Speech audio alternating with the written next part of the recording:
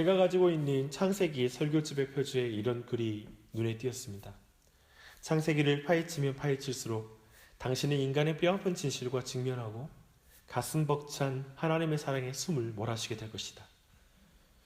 지난주에 우리는 이 내용을 고스란히 살펴보았죠. 인간의 뼈아픈 진실은 아담과 하와의 타락 이야기를 살폈습니다. 동시에 여자의 후손을 통하여 뱀의 머리를 깨뜨리겠다는 하나님의 구원의 약속도 살펴봤습니다.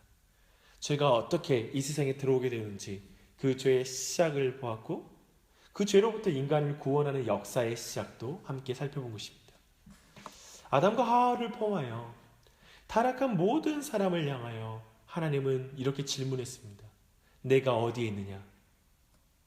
이렇게 물으시는 하나님, 사실 그 질문은 그들을 탓하는 말씀이 아니라 너를 구원하는 내가 여기 있단다. 내게로 나아오라.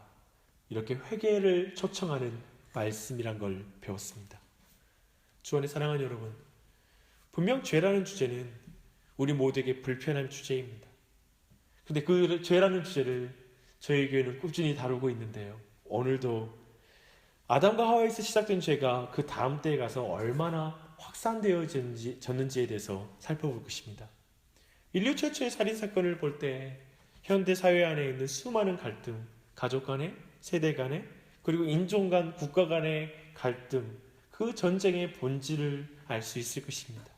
하지만 오늘 말씀을 통해 무엇보다도 죄의 확산 속에서도 여전히 하나님의 긍휼은 계속되고 있고 이어지고 있다는 것을 함께 발견하는 시간이 되길 바랍니다. 인류의 타락을 다룬 3장은 아담과 하와가 에덴에서 쫓겨나는 장면으로 끝이 납니다. 하지만 추방당하는 아담과 하와는 특별한 옷을 입고 있습니다. 그들이 가죽 옷으로 그들의 수치를 가리고 있는 것이죠. 이것은 하나님께서 용서하시는 그 은혜의 증거라는 걸 보았습니다. 그 가죽 옷은 하나님이 손수 만들어준 가죽 옷이었습니다. 그리고 그들은 하나님의 약속을 붙들고 에덴 동산에서 쫓겨난 것으로 보입니다. 그 약속은 3장 15절의 약속입니다. 이 약속은 첫사람을 유혹하여 범죄하게 한 뱀에게 하시는 하나님의 말씀 안에 있는데요. 내가 너로 여자와 원수가 되게 하고 내 후손도 여자의 후손과 원수가 되게 하리니 여자의 후손은 내 머리를 상하게 할 것이요 너는 그의 발꿈치를 상하게 할 것이니라. 여기는 뱀에 대한 직접적인 심판의 말씀이기도 하지만 이것은 여자의 후손을 통하여 구원하겠다는 약속의 측면에서 궁극적으로 모든 사람을 회복시키시는 그런 약속의 말씀이기도 합니다. 그러면서 이 말씀을 굳게 붙들었던 아담과 하와는 어느 정도 하나님의 은혜 속에서 관계의 회복을 경험한 것으로 보입니다. 이렇게 말하는 이유는 3장 20절 때문에 그렇습니다. 아담은 그의 아내의 이름을 하와라고 불렀으니 그는 모든 산자의 어머니가 됩니다. 우리는 3장에서 처음에 죄를 범하고 나서 하나님께서 아담에게 물으실 때 아담이 하와에게 죄를 전가하는 모습을 보게 되죠. 둘의 관계가 완전히 깨어진 것입니다. 그렇다면 어쩌면 이제 여전히 그들의 관계가 깨어진 상태라면 아담은 하와에게 너는 죽음의 어머니야 라고 말해야 될 텐데 성경은 놀랍게도 산자의 어미라고 말하죠.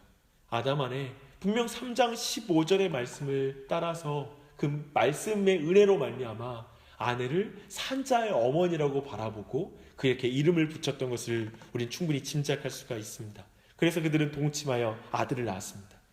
근데 이 아들을 낳고 나서 그 아들의 이름을 부르는 장면에서 또한 하와 안에 이 3장 15절의 말씀을 향한 믿음이 있었던 것을 우리는 확인할 수가 있습니다. 뭐라고 말하죠? 내가 여호와로 말미암아 득남하였다라고 말하고 있습니다. 여호와로 말미암아. 사실 이 번역은 사실 정확하게 잘된 번역이라고 말할 수 없습니다. 원어에 좀 더 충실한 번역은 킹제임스 버전이기도 한데요. 그 번역에는 이렇게 됩니다. 여호와로부터 득남하였다. From the Lord라고 말합니다. 무슨 말입니까? 아담으로부터, 남자로부터 득남했다라고 그렇게 표현하는 것이 아니라 아담과 하와는 뱀으로부터 그리고 죄로부터 사탄으로부터 구원해줄 여자의 후손으로서 이 가인을 기대했던 것입니다. 그래서 우리 모두는 첫 아이를 껴안고 그 아이에게 우리의 소망의 마음을 담아서 이름도 부르면서 생각했을 텐데요.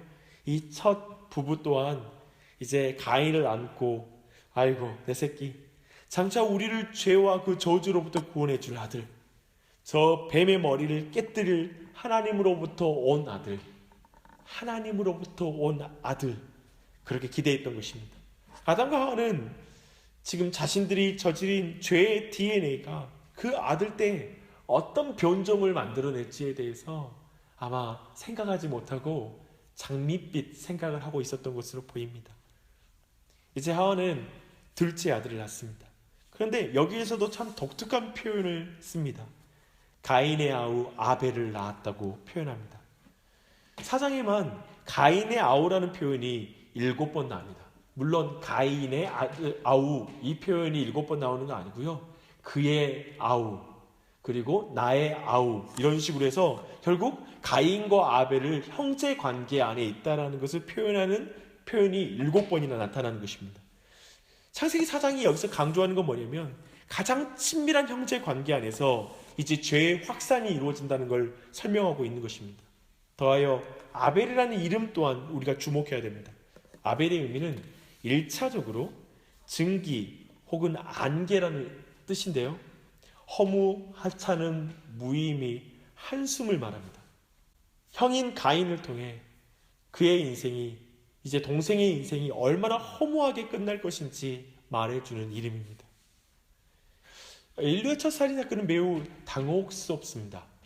너무 급작스럽다는 면에서 당혹스럽고요. 또한 형제 사이, 가장 친밀해야 될 사이에서 벌어진 살인사건이라는 의미에서 매우 참담한 마음이 듭니다. 그런데 여기서 오늘 우리가 함께 주목하고 싶은 것은 그 첫 살인사건이 불신자들 사이에 벌어진 것이 아니라 믿는 자들 사이, 즉 하나님의 존재를 알고 있고 그분을 믿는 자들 사이에서 벌어진 일이란 사실입니다.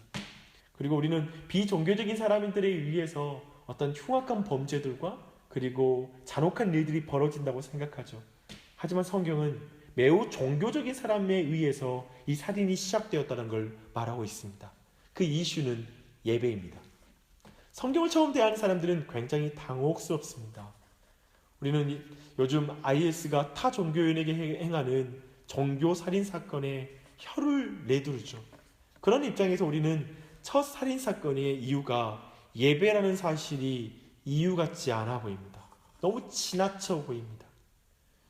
우리는 이 내용이 너무 이해가 되지 않겠지만 어쩌면 오늘 이 본문을 쭉 설교를 듣고 그리고 마지막 즈음에 돼서는 아마도 가인의 감정이 조금은 이해될 것입니다.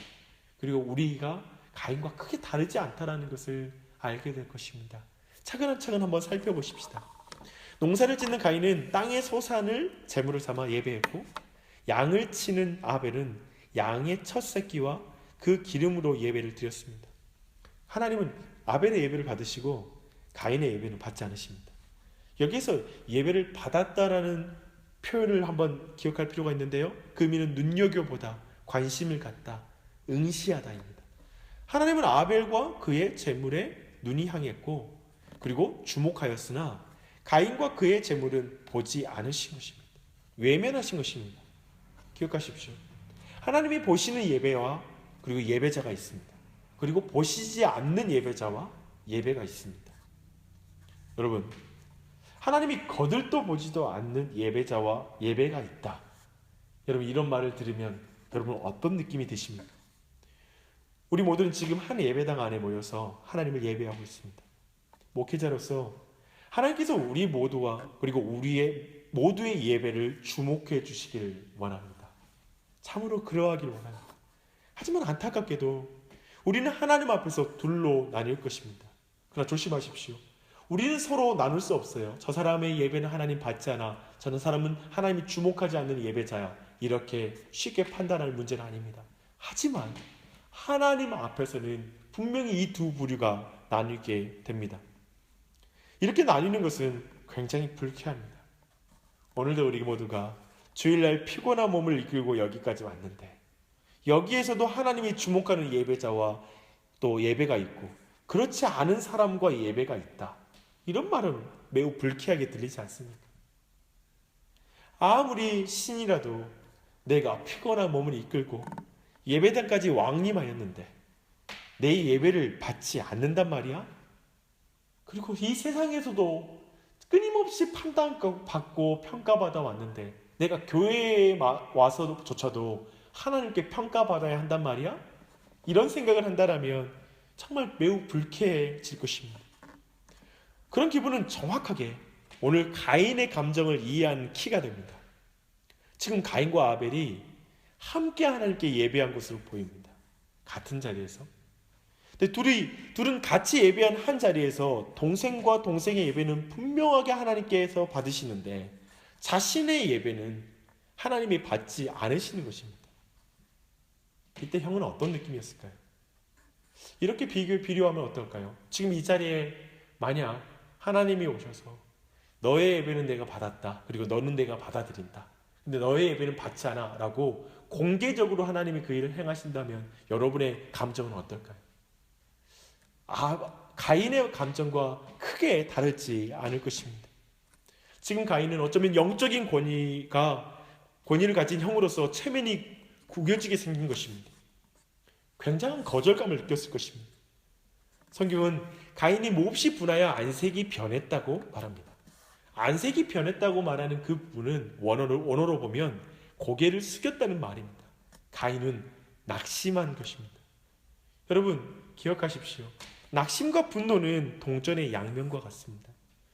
하나님이 자신의 예배를 주목하지 않자 우선 낙심이 되지만 하나님이 받지 않으시는 것을 자신에게서 이유를 찾지 않고 다른 사람에게 찾자 분노가 치밀어 오르는 것입니다. 가인은 예배가 연락되지 않는 이유를 자신에게서 살펴보고 겸손하게 회개하면서 하나님께 나아가야 했습니다. 하지만 그는 분노했습니다. 그리고 낙심했습니다. 근데 성경에 한번 순서를 주목해봐요. 가인은 낙심했다가 얼마 지나지 않아 자신의 예배를 받지 않는 하나님께 분노하기 시작한 게 아니에요. 그는 먼저 분노합니다. 하나님은 왜 내 예배를 받지 않으시는 거야? 하고 버럭 화부터 냅니다. 그리고 나서 낙심으로 갑니다. 저는 굳이 이것을 순서를 정해서 좀 보고 싶습니다. 이 모습에서 우리는 가인의 악함을 볼 수 있는 것입니다.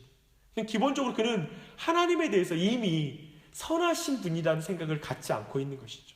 그래서 예배드리는 도중에도 그는 어쩌면 화를 낼 준비가 되어 있는 상태로 하나님께 예배했다라고 보는 것이 더 옳은 말입니다. 그런 태도를 가진 자였던 것이죠. 그런 의미에서 우리는 왜 가인의 예배를 받지 않으셨는지를 그 이유를 이미 우리가 좀 알 수 있습니다. 하지만 너무 결과론적인 이야기가 아닙니까? 그런 의미에서 좀 더 우리가 그 이유를 살펴보겠습니다. 가인과 아벨의 예배를 받고 안 받는 기준이 무엇이냐는 것에는 여러 가지 해석이 있습니다.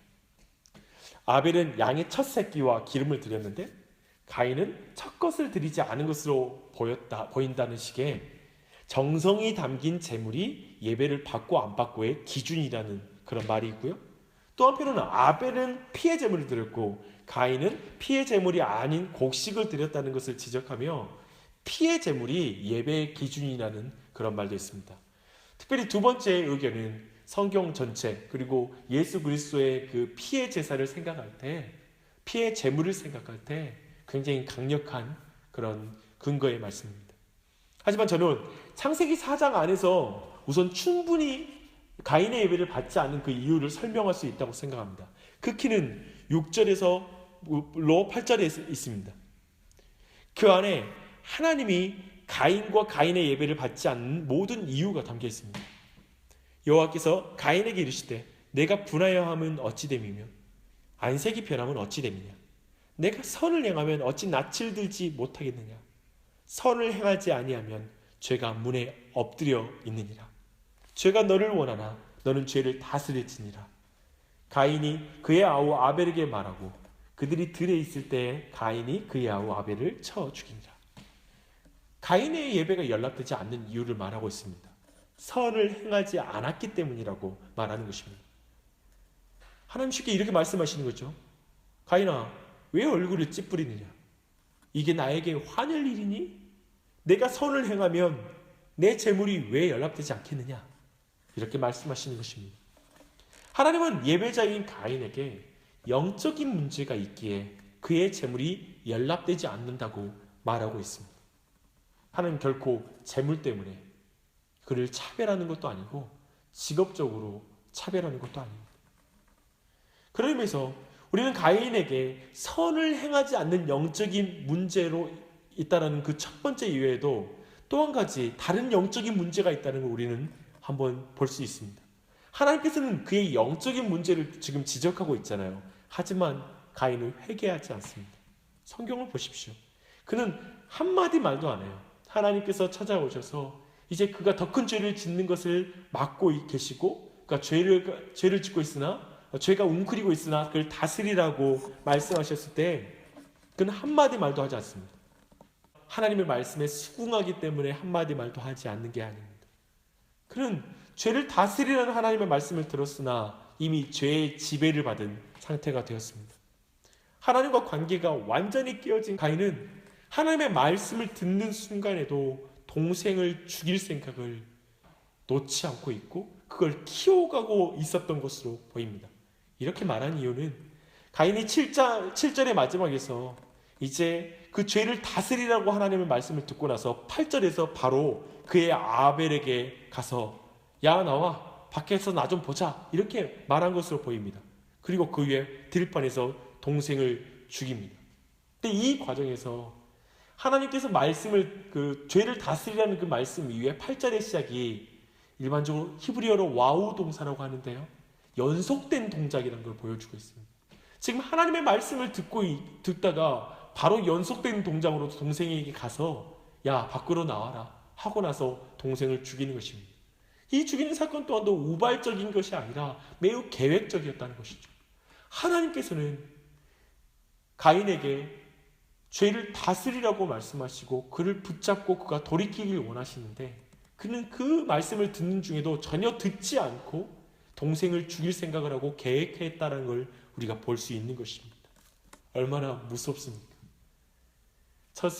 첫 때 때에는 정말 이 말씀을 먹으면 너희가 반드시 죽으리라 라고 하신 그 말씀을 그들이 어겼던 것인데 이제 그 다음 때에서는 내가 반드시 내 동생을 죽이리라 라는 그 생각을 하나님의 말씀을 들으면서도 계속 붙잡고 있었던 것입니다.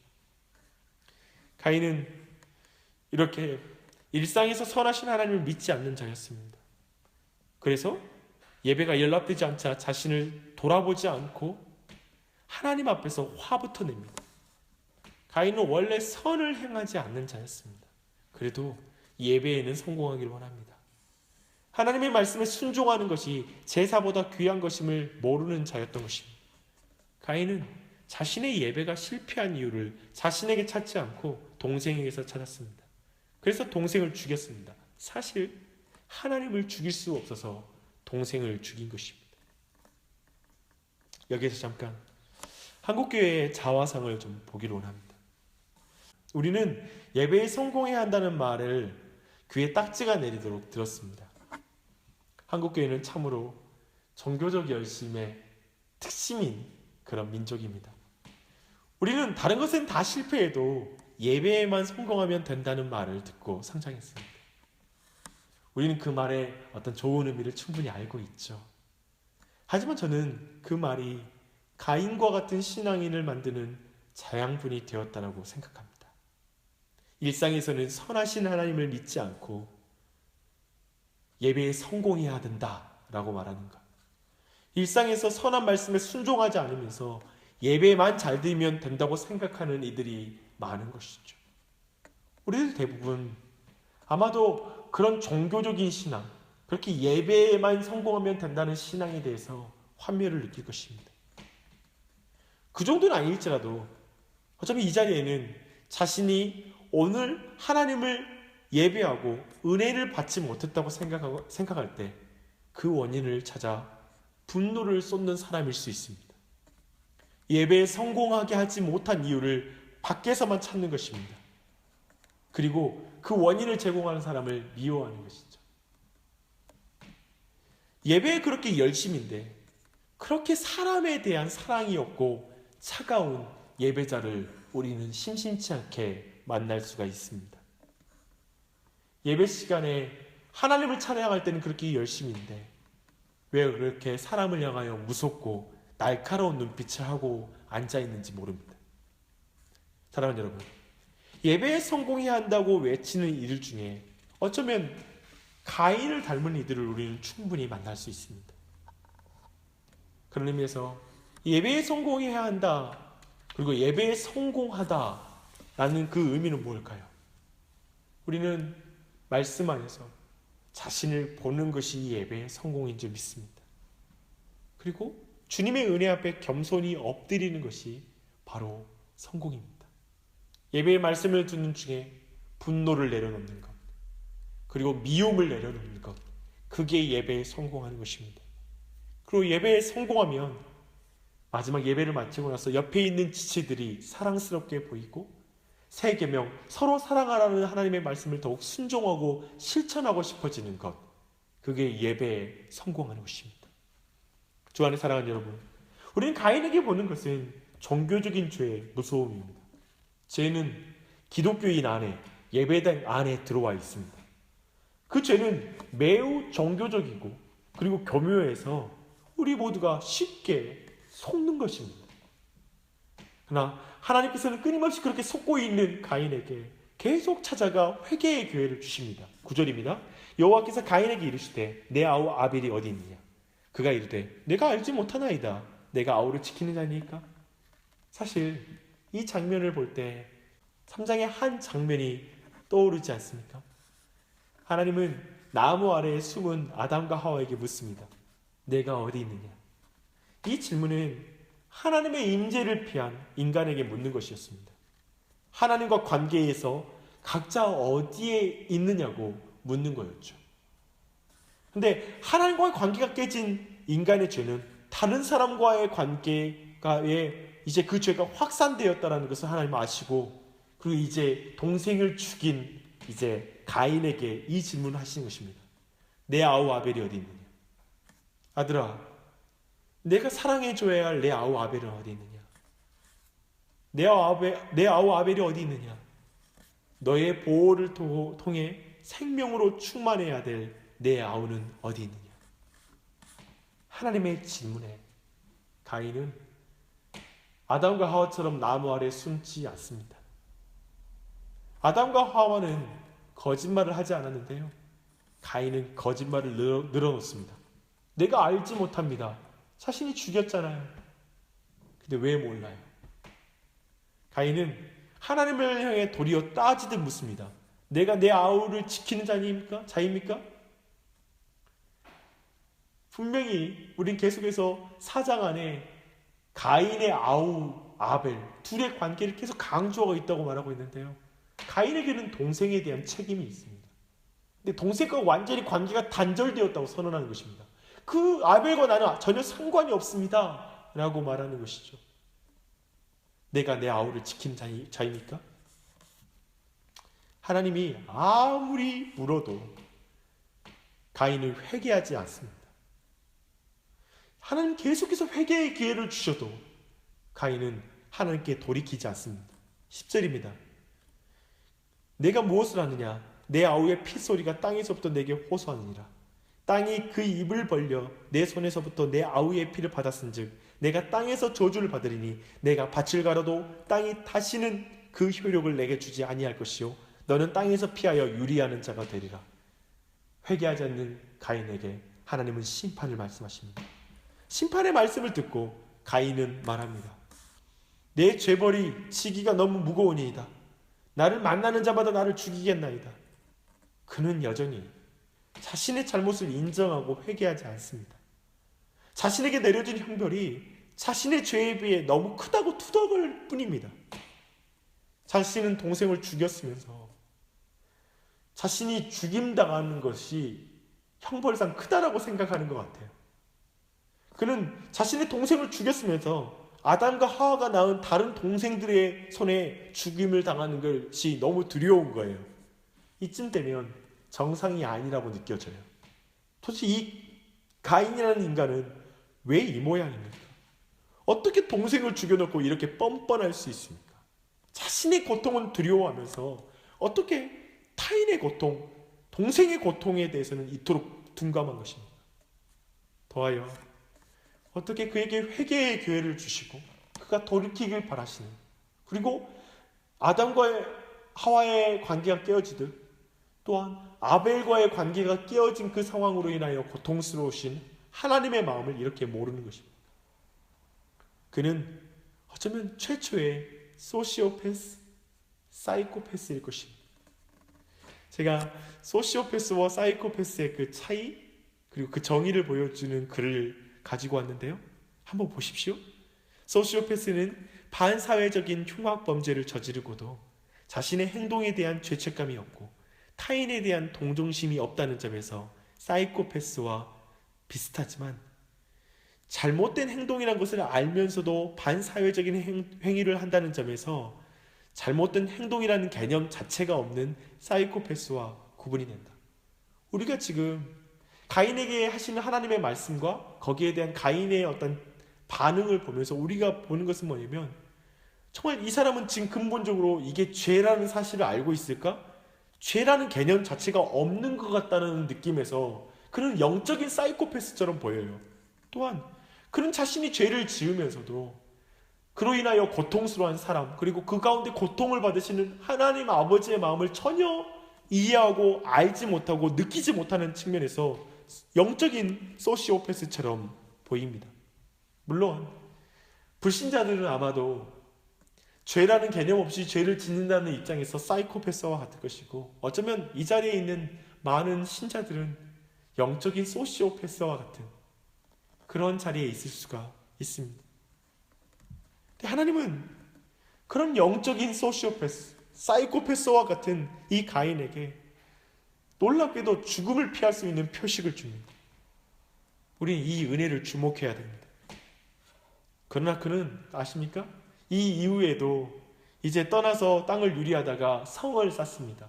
하나님이 분명히 다른 사람으로부터 보호해 준다고 약속했는데 그는 계속 그 말씀을 믿지 못하고 두려워하면서 자신을 보호해 줄 성을 높이 쌓았던 것입니다.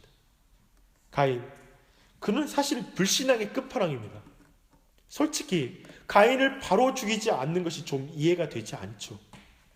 왜냐하면 현대의 흉악 범죄자의 캐릭터와 가인은 너무 비슷하기 때문에 그렇습니다.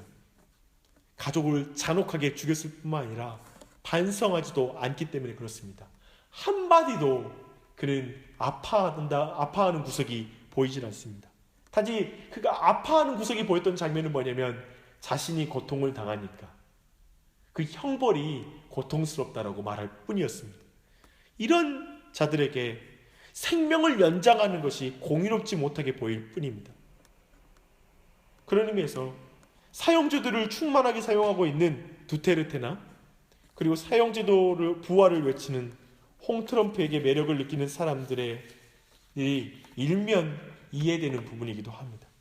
그렇죠? 피해자의 입장에서 볼 때 가인은 너무 평안하게 사는 것입니다. 가인은 분명히 살인자인데 오래 살고, 죄가 없는 아벨은 그렇게 허무하게 인생이 끝나야 하는 것. 왜 그래야 합니까?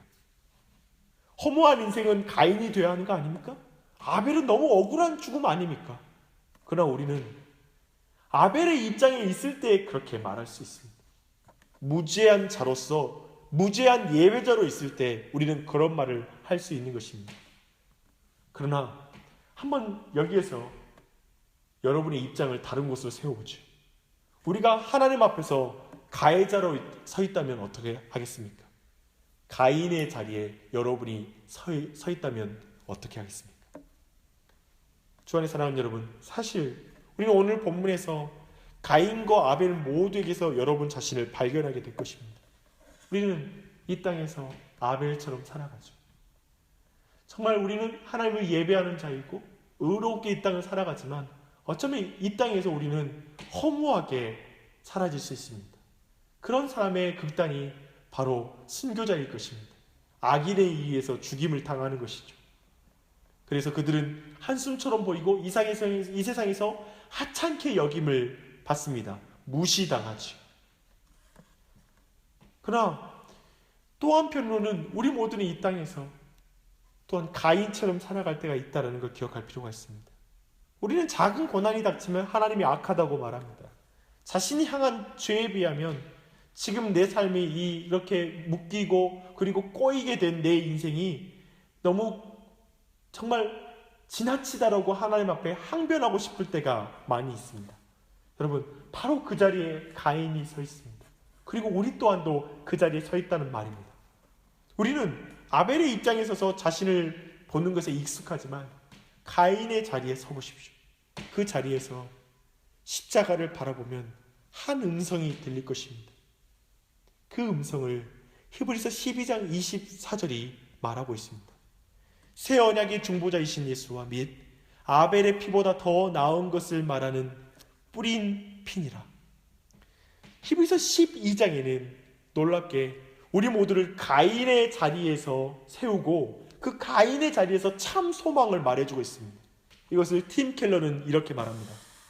최후의 아벨, 궁극적 믿음의 사람, 유일하게 참되며 문자 그대로 무죄인 사람이 이 세상에 오셨습니다. 우리는 모두 가인이 되어 그를 죽였습니다. 그러나 이것은 우연한 사건이 아니었습니다. 이분은 우리 가인들이 받아 마땅한 저주를 감당하는 대속제물이 되기 위해 세상에 오셨던 것입니다. 주 안에 사랑하는 여러분, 가인의 자리에서 우리는 아벨의 피의 소리를 듣습니다. 그 아벨의 피의 소리는 신원하여 달라는 소리입니다. 이 원수를 갚아달라는 소리입니다. 참으로 그렇죠. 우리 모두는 우리로 인하여 우리의 미움을 통하여 또 우리를 통하여 고통당하는 사람들의 그 피의 소리를 듣고 우리 자신이 죽어 마땅한 존재입니다. 하지만 참으로 무지한 자의 피인 아벨의 피보다 예수님의 피는 더 나은 것을 말합니다. 가인의 자리에서 그 음성을 들으십시오. 아버지, 저들의 죄를 용서해 주십시오. 자신이 하는 일을 알지 못합니다. 가인의 피는 신원하여 달라고 이렇게 외치지만 예수 그리스도의 피는 용서해 달라고 지금 말씀하고 있는 것입니다. 하나님을 사랑하지 않고 이웃을 사랑하지 않는 사람, 교회에 출석을 하고 있지만 선을 행하는 것에는 관심이 없는 사람, 말씀을 듣는 순간에도 딴 생각을 하는 사람, 말씀을 듣는 순간에도 미움을 놓지 않는 사람, 자기 고집을 놓지 못하는 자들을 향하여 예수님의 피는 용서를 소리칩니다. 자기의 죄벌이 무겁다고 말하고 매사에 삶을 살아갈 때 하나님은 선하지 않다라고 말하는 사람,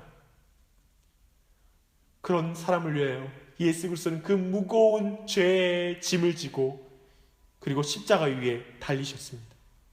예수님은 아벨이 드린 예배보다 더 완전한 예배를 드리셨죠. 그리고 그 스스로가 제물이 되셔서 자신의 피를 땅에 쏟으셨습니다.